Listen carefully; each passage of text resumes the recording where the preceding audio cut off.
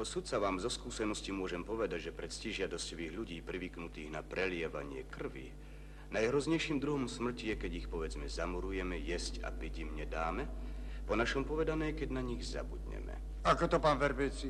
Veď je to obyčajná smrť od hladu. Pán hlavný pohárnik, moje pozorovania potvrdzujú, že takíto ľudia nezvyknú zahynúť od hladu alebo smedu, ale preto, že sa ich hriešna duša doslova zlomí. Pán Zápolský, nazdávam sa, že by sme o tom mali pouvažovať. Na čo máme toľko uvažovať?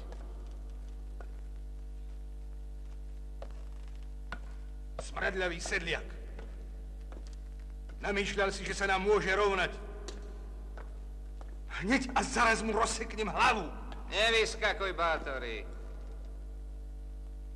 Veď ty si sa prvý pred tým smradľavým sedliakom poondial. Vráťme sa k predošlej možnosti. Pán Verbeci, ďalej. Čo ste si poznačili? Zostali sme pri tom, že oslepenie... Áno. Oslepenie neprichádza do úvahy. V takom prípade by totiž nemohol sledovať popravu svojho brata Gregora. Spornou otázkou je hudba. Majú to byť bubny či iné nástroje? Po prípade aj spev? No teda v nejakom prípade nemôže vystať. Tak teda oboje. A potom ešte nie je jasné, ako docieliť, aby zostal pri vedomí, aj keď ho posadíme na ohnivý trón a na hlavu mu vtlačíme rozžeravenú železnú korunu. Doktor?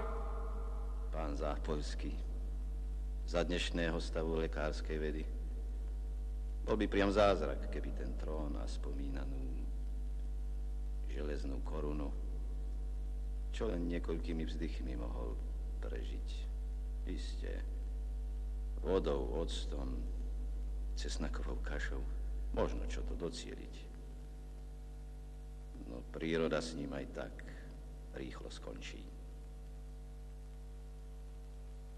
Lebo veď od spomínanej rozžeravenej koruny sa kosť prepáli, lebka prelomí a mozog z nej vytečie ako kyslé mlieko.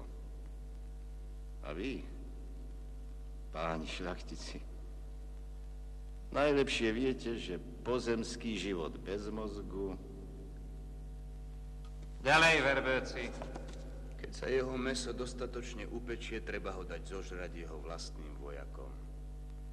To je dôležité. Kapitán Petrovič, zabezpečili ste všetko potrebné? 10 dní držím ohľade 40 ľudí. A keby, nedaj Bože, odopreli?